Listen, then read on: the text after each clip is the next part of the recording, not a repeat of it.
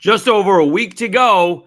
Let's preview what may be the most entertaining and interesting 2025 Sunbelt Media Days. It's Locked on Sunbelt.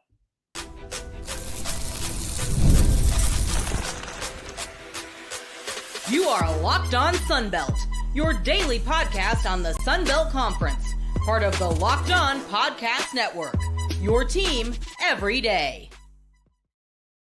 All right, Dave Schultz, Locked on Sunbelt, your teams every day. Today's episode brought to you by Game Time. Download the Game Time app, create an account, and use code LOCKEDONCollege for $20 off your first purchase. All right, we're going to bring in Sunbelt Syndicate's Dominic Crosetto to preview the 2025 Sunbelt Media Days, and we're going to tell you that we recorded this last Wednesday. The big news of La Tech coming in is happening today. It actually broke last Friday. They're voting on Monday. Also, this preview is going to be broken down into 2 episodes because we went long. Shocker, 2 podcasters can't shut up. So we're going to do kind of what are you expecting with Texas State leaving and kind of expansion. We talked about La Tech, obviously. And we're going to do the East today, and we will do the West on Wednesday because I'm going to talk about the vote coming up on today. We'll talk about that on Tuesday. So we'll break this up into 2 parts, all right? We'll talk about, again, Texas State leaving, La Tech coming in. We'll talk about favorite surprises. We do try to talk about the Sunbelt Media Days, coaches and how they deal with the media, and what coaches we like to talk about, like to talk to, who are more comfortable, who are less comfortable, things like that. It does turn into kind of a 2025 Sunbelt preview more than Media Days preview, but I try to rein it back in as much as I can. All right, he is Dominic Crosetto. He is from Sunbelt Syndicate, and he is Locked on Sunbelt. Welcome back to another edition of Locked on Sunbelt, your teams every day. We're going to get a little crossover edition with our guy Dominic Crosetto from the Sunbelt Syndicate. Let's preview Sunbelt Media Days. Of course, the big story is the expansion and realignment. Texas State is leaving. La Tech could be coming in. Let's get it out of the way. We are recording this on Wednesday. When we did report that momentum had shifted towards La Tech compared to when they were being blocked on Tuesday. And then all of a sudden, Shane Metlin, the beat writer for JMU, was reporting that Ohio had shown interest. We are dropping this on Monday, the week before Sunbelt Media Day. So in case something else drops in between, we just want to make sure we realize when we are recording this. Overall, your sentiment, Dominic, the Texas State thing lasted about a year. It was no surprise to anybody. And then the Sunbelt reacted almost immediately at the time, kicking the tires with ECU. And finally, it appears they've gotten around to La Tech. Yeah, I think I've gone back and forth on the La Tech thing. Well, first of all, I guess to start with Texas State, I am sad to see them go. What I would have rather seen, maybe you agree with me on this, I would have rather seen a Texas partner come in with them. Yes. I think a pipe dream would have been, UTSA, but probably more realistically a Sam Houston State or a North Texas to at least give them someone local and strengthen that hold, if you want to call it that, down in Texas. So it is unfortunate because I do think they are a team. Last year at Media Days, it was obvious when Texas State hit the podium, by the way. They brought a lot more people into the room with a lot more interest, obviously, with what people thought was going to transpire on the field last year. All the ability that they did have obviously didn't quite get to where they wanted to. So yeah, we'll see if that continues, especially with Pac-12 money now, or Pac-9 or whatever they're at currently. Right. But yeah, I mean, La Tech, I've gone back and forth. I love it for the rivalry aspect for the teams down in that Gulf Coast area because it's heated and it brings interest. People really care about that stuff. But yeah, I mean, I don't like to use the word hate, but don't get it wrong. It's hate. They do not. The Cajuns and La Tech do not like each other at all. And it seems like there's a couple teams, really, right? Like Southern Miss is also in on that hate aspect. Yeah. ULM certainly seems to be that hate aspect to some extent, maybe not as strong. especially since they're kind of rumored to be one of the teams that's kind of hoping that they do join. But yeah, in the media rights deal, it just doesn't necessarily excite me, but it really doesn't excite ESPN to probably dump more money towards the Sun Belt for the next deal coming up. So that's where ECU could have come in and been that winner there. But we know that that's not very likely, at least unless something happens with the American Conference losing more teams. So I think the thing that surprised me is that it seemed to be very deliberate, and then all of a sudden jump started. I don't know what happened in between that. I was surprised it was deliberate because it appeared at the time if they wanted La Tech in, La Tech was going to be in. Then all of a sudden they weren't, and then by the time this drops, they may be in. What was your sentiment at that? Because it seemed like the Sun Belt Conference was slow playing it, not in a rush. As far as I know, La Tech is the only team that wanted in, although, again, Shane Metland reporting that Ohio seemed to have some interest in joining the Sun Belt, which seems to be odd as well. Really, Marshall is the only team that has any vicinity close to Athens, Ohio. Otherwise, they're getting on a plane to play everything.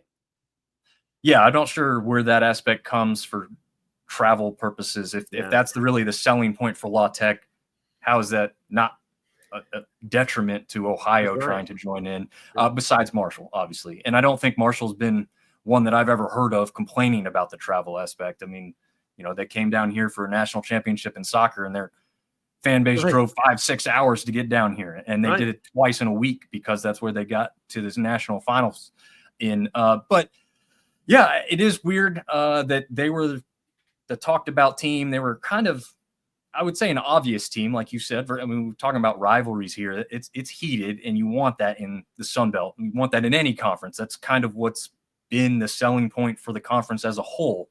So that part isn't the hard sell to the teams in the West. I guess the hard sell is the teams in the East, and I guess that's maybe where maybe something behind the scenes picked up, where the East team said, okay, we can swing this. We don't dislike this idea as much as we thought. Well, something changed. Yeah, something changed in the East, that's for sure. Yeah, and what you said earlier today is there's only 10 votes needed to approve a team coming in? Yes, my understanding is that there would be no math, but you need 75%, and you need 10 out of 13, and I believe that's 76.9%. So you need 10 out of the 13. So the Texas State does not have a vote. No, they don't have a vote who gets to come into the Sun Belt. No. Yeah. No. I didn't think they would, but I knew technically they're still in there for a year, and I didn't know if they had a seat at the table for that aspect. But that would make sense. That'd be funny if they did. It would be, yeah. They just throw out like random option. But yeah. They would absolutely vote La Tech in just to put him in because they don't want him in, right? Correct. Yeah, that's a good point. We're talking with Dominic Crosetto, Sunbelt Syndicate. We're going to preview the Sunbelt Media Days. All right, so then what do you think? Is there an overall sentiment about Sunbelt Media Days in 2025? Because obviously now this is it. It all kind of dropped into our lap going back to Omaha, right? When it was Kyle Bonagura and Pete Thamel dropping the bomb that Texas State was leaving, and there was interest in La Tech. And that was basically a month ago. It was actually during the Coastal Carolina-Oregon State game, I believe. We were all enjoying a nice Sunday night, and then boom, we had that expansion. What other news are you expecting possibly from the Sun Belt, trying to get a team into the college football playoff? South Alabama kind of got screwed last year in the NIT, I believe. More teams in college baseball. What is there any other big piece of news that you're looking forward to before we start talking about the teams coming out from Keith Gill and in his opening remarks in New Orleans? Well, if Keith Gill sticks to how he's kind of dealt with these situations in the past, he'll be pretty tight-lipped and give you the kind of coach speak and not commit to any real specific answer, which probably any commissioner would do, right? I don't know if we could fault that too much. It'll be interesting to see if he kind of alludes to something that we could kind of pick into a little bit. But I don't know if we'll hear any major news. Well, there's something you want to hear. Is there news? That's what I'm asking you. I'm not asking what you think he's going to say. Is there something that you're looking forward to hearing? Well, I would like to hear something on the basketball front. I know it's focused on football, but I think we're good on football as far as teams that could compete and get to a college football playoff. Obviously, a couple things have to go their way outside of the conference with teams faltering to help push us even further. But the basketball aspect is, I think that's the biggest stepping stone of sports in this league currently. Baseball is solid. We just saw what Coastal's capable of. Right. We've been putting 3-4 teams in NCAA tournaments for the last couple of years. Yeah, Southern Miss should have hosted a super regional. Probably should have gone to Omaha then. Yep. Troy should have been in. But yeah, right. They should have been in. That's right. Yeah. Basketball seems, I mean, I think we talked about it once. I think you've mentioned it even too. This next basketball season is going to enter the season, and there may have been some transfers that ended up taking their name out of the portal, whatever. But at the time we talked about it, there wasn't a single player from the first or second team all Sun Belt coming back in this conference. That's how much this conference has been picked apart. And part of that is good, right? That means you have quality players and quality coaches. JMU just lost a coach, right? So you have to take advantage of those seasons when you have them, because there's no building. It feels like there's no building in the Sun Belt because basketball gets routinely picked apart. Football happens too, but I think you can have a solid enough core of a football team to kind of at least have an idea of what's going to happen next. I think basketball, I don't know what kind of plan can be put in place by the commissioner or what he can try and do other than better scheduling, right? Because that's what hurts the most is we're playing a lot of lower division teams, NAIA schools. It's not helping the strength of schedule. So when we're there at the end of the season and we have one really good team, maybe two good teams like we had this year, like you said, South Alabama, it's hard to push that narrative even further when our strength of schedule is toward the very bottom in college basketball. So again, I don't know exactly what plan could be put in place, but I'd like to hear something that they are trying to draw a bigger focus on basketball for this conference. Let's take a time out. We'll come back. We'll talk to Dominic Crosetto. We'll actually start talking about the teams on the eastern side of the Sun Belt. We'll talk about the favorites and who could challenge for the top spots. We will do that next, right after I tell you about Game Time.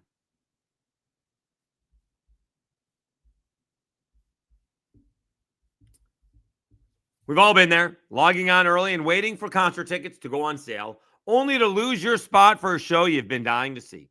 Live music should be about making memories, not dealing with the stress of ticket shopping. That's where Game Time comes in. Game Time makes getting concert tickets faster and easier than ever. Prices actually drop as it gets closer to showtime, and you can save up to 60% off with their killer last-minute deals. Tired of endless scrolling, trying to find the best deal? Game Time's zone deals pick the best seats in your section for you. Ever wonder what your view will actually look like before you buy? The app shows you a panoramic seat view, so there are no surprises. With Game Time, the price you see is the price you pay. No hidden fees. Worried about what happens if your plans change? The Game Time guarantee has your back with cancellation protection and more. Take the guesswork out of buying concert and show tickets with Game Time. Download the Game Time app, create an account, and use code LOCKEDONCollege for $20 off your first purchase. Terms apply. Again, create an account and redeem code LOCKEDONCOLLEGE for $20 off. Download the Game Time app. Last minute tickets, lowest price guaranteed.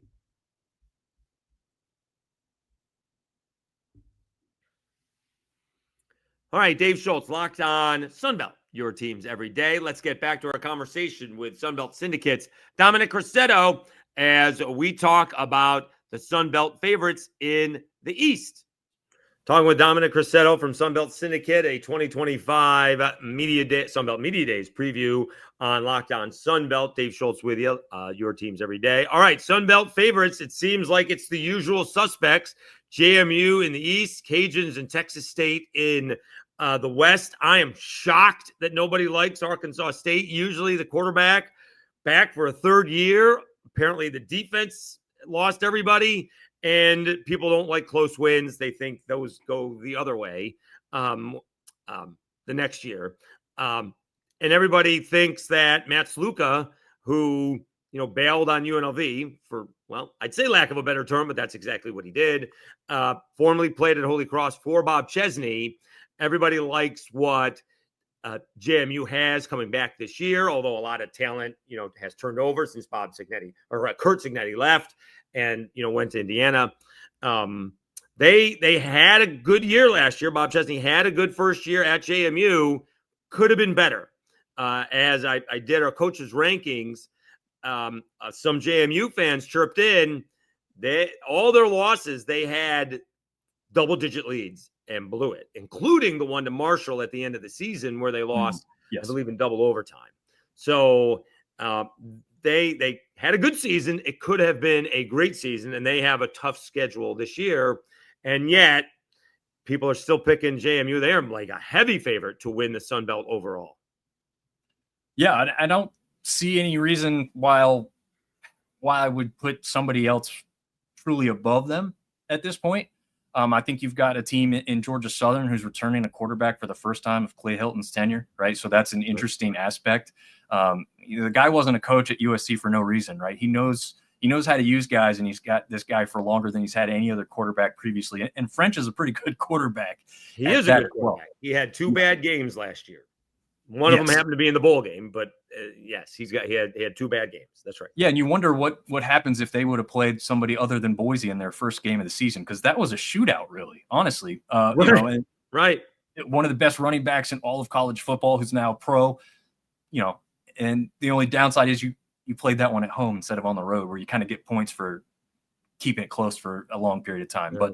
But and I'm even hearing that Barnett could possibly be ready closer to the season than people thought. And I don't know if that's, something that's going to be for sure or not, but he was electric. I saw him in person up the road here at UNC. That's the one thing that's impressed me about Bob Chesney, specifically in that game.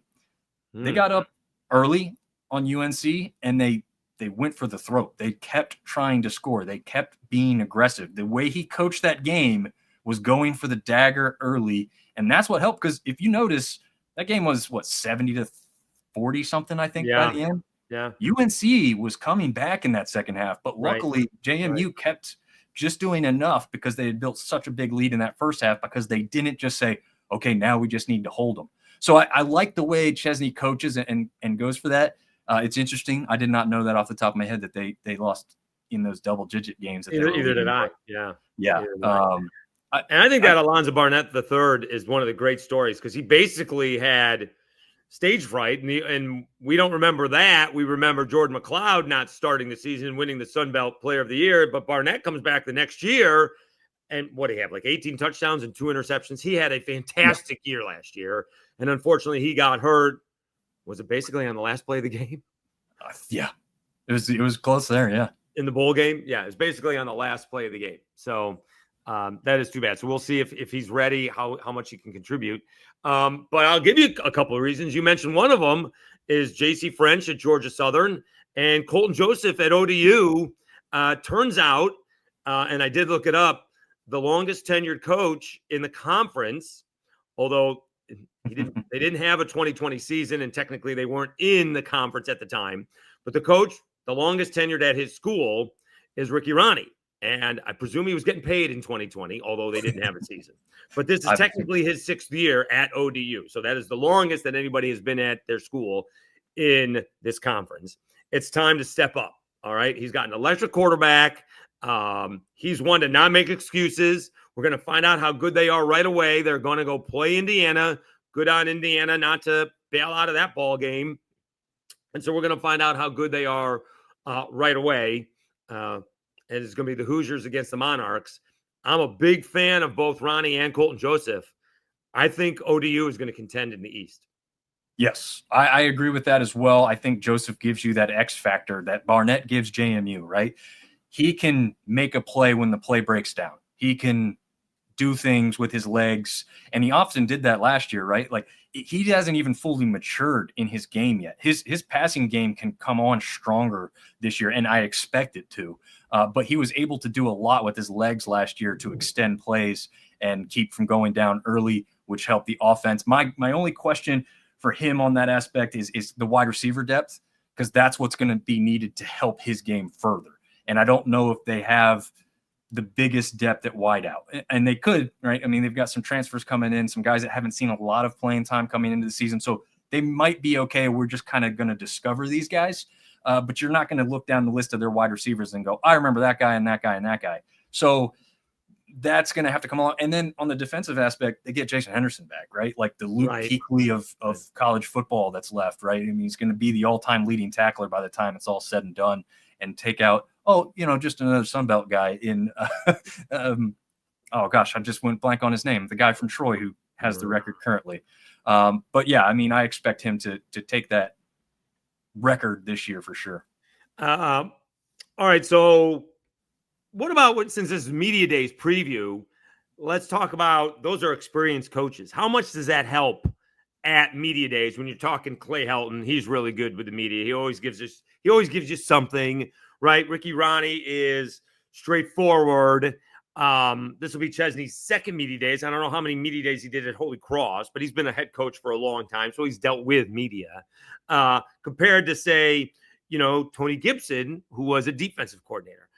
Loggins, who, was a pro assistant, but only has been in college for a handful of years. How is that different when you think you're dealing with them? Tony Gibson came on the podcast, been very good. Haven't had a chance to have Coach Loggins on. What do you think is the difference when you're going to a Media Days and these coaches have had that experience compared to the ones that have not? Yeah, I think I could see a difference between some of them last year. The guys like Clay Helton addressed me directly when I asked him a question, looked at me the entire time he was giving me the answer. And you could feel he was, like you said, very comfortable, very experienced in that role. And it was him giving a real response, not the coach speak stuff.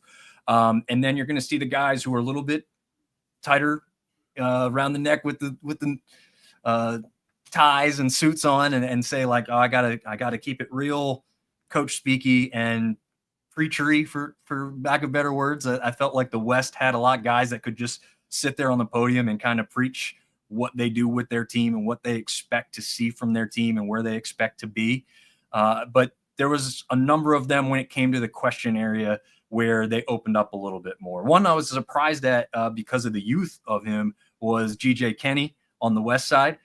He was up there and I asked a specific question, I think, to the players and me pretty quickly about the video game, right? Because that was the big aspect that had returned. And I said, I think I opened up the question with something like, Coach, I know, you have young kids and you don't have as much time. And he goes, actually, I do play. I get to play these guys sometimes. So I was like, okay, so he's comfortable. He's opening up here because he was very to the point, like Ricky Ronnie, I would say, in the delivery from the podium to start with. But once the questions started going, you could tell he really hit a rhythm with that. Talking to Dominic Crosetto from Belt Syndicate, and you're talking about my guy, Carlton Marshall from Mobile, Alabama, as the current all-time leading NCAA tackler, formerly a Troy Trojan. We'll come back and wrap up our conversation with Dominic Crosetto from Belt Syndicate as we'll wrap up the 3, 2, 1. All right, let's take one more time out. We'll come back and wrap up our conversation with Dominic Crosetto from Belt Syndicate as we talk more about the teams from the Sun Belt East at 2025 Sun Belt Media Days. We'll do that right after I thank you.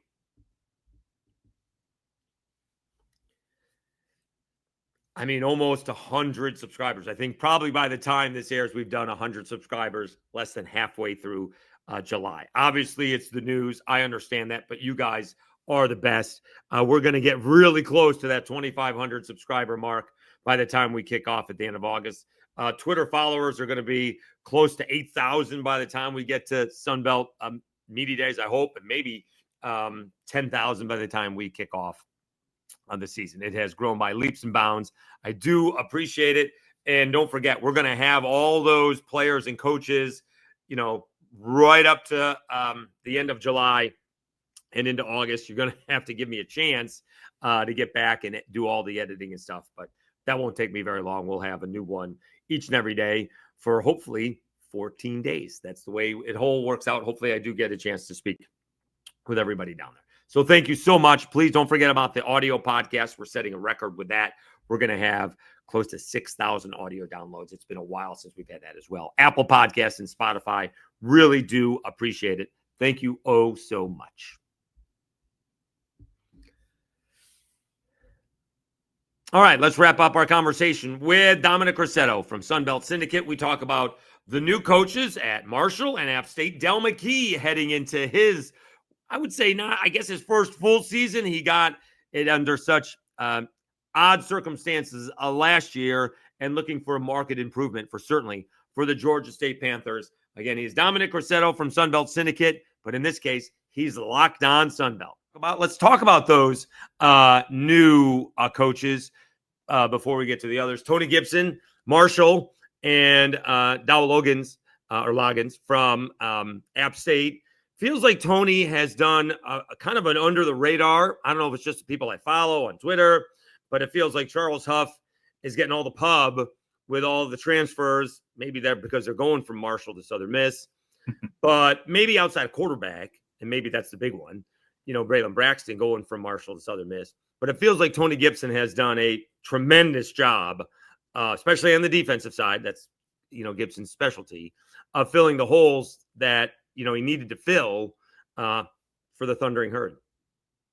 Yeah, I've been impressed by what he's taken with him from NC State. Some of these guys don't have all the season-long statistics to back it up necessarily, but, they ended up at NC State for a reason, and NC State has been one of those teams closer to the top of the ACC, always kind of just shy, right? So it'll be interesting to see if he can turn the corner. But I think what's going to pay dividends for him somewhat immediately, and certainly in the years to come, is he's that hard-nosed defensive coach that guys on the defensive side especially are going to want to play for. But there's going to be some offensive guys that are really excited to play for a real tried-and-true football type of coach.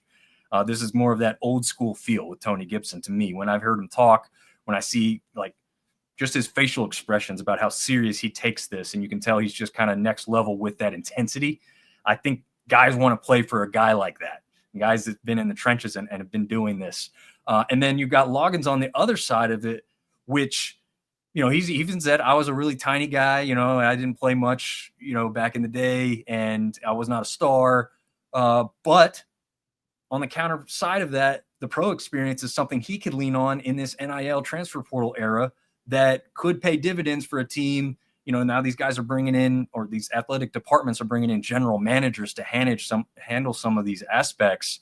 He's got an aspect where he's talked to pros about handling contract disputes and holdouts and what it would take to get somebody in. And he's got a staff he's put together of also a lot of former pro coaches or athletes, as they have DJ Smith on the defensive side, who played previously at App State as well. So, and had a couple years in the NFL as well as that.